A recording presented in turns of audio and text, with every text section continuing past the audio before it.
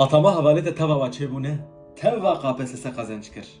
Dihati 36 salî hêjî tilmalê ders dişuğlê. Bişuğle. Çimkî î sal ew sal e. Ev derdê te ne. Derdê xwe bavêje.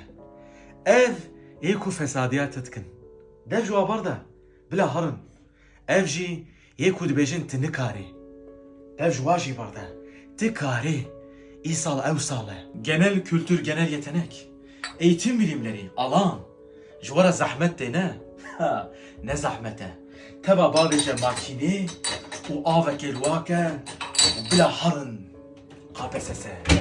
Dikî her şevek were ber eynê û ji xwe re bêje. Tu dikarî. Atama da wê çê bibe îsal. KPSS.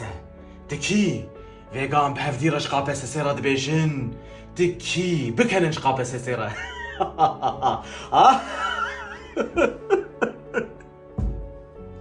Xwedê îsal jî çê nabe KPSS. Diyamazı derim KPSS.